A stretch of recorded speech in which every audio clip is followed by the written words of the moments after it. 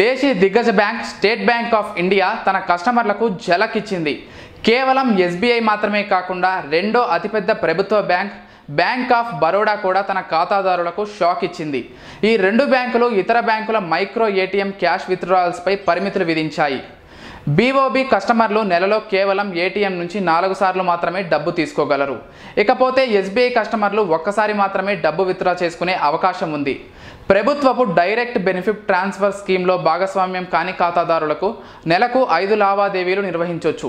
ఇతర బ్యాంకుల మైక్రో ఏటీఎంలను ఉపయోగించినప్పుడే ఈ రూల్స్ వర్తిస్తాయి. మైక్రో ఏటీఎం ట్రాన్సాక్షన్స్ పరిమితిపై స్టేట్ బ్యాంక్ స్పందించలేదు. ఇకపోతే ఆధార్ ఆధారిత పేమెంట్ సిస్టమ్ లావాదేవీలు ఇటీవల కాలంలో తగ్గుతూ వస్తున్నాయి. సెప్టెంబర్ నెలలో ఏఈపీఎస్ లావాదేవీలు 20.1 కోట్లుగా నమోదయ్యాయి. జూలై నెలలో ఈ ట్రాన్సాక్షన్లు 22 కోట్లుగా ఉండటం గమనార్హం. అంటే లావాదేవీలు దాదాపు 9% పడిపోయాయి. ఏఈపీఎస్ విధానంలో డిపాజిటర్లు వారి బయోమెట్రిక్ వివరాల సాయంతో రీటైల్ ఏజెంట్స్ లేదా షాప్ కీపర్ల వద్ద డబ్బు తీసుకోవచ్చు. ఏటీఎంలో డెబిట్ కార్డు పెట్టి డబ్బు తీసుకోవాల్సిన అవసరం ఉండదు. ఏటీఎం అందుబాటులో లేని ప్రాంతాల్లో బ్యాంకులు మైక్రో పేటీఎం టెర్మినల్స్ పేరుతో ఈ సేవలు అందిస్తున్నాయి.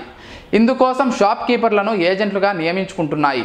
మేము చేసే వీడియోస్ మీ మొబైల్కి నోటిఫికేషన్గా రావాలంటే మా ఛానల్ని సబ్స్క్రైబ్ చేసుకొని పక్కనే ఉన్న బెల్ ఐకాన్ని యాక్టివేట్ చేసుకోండి.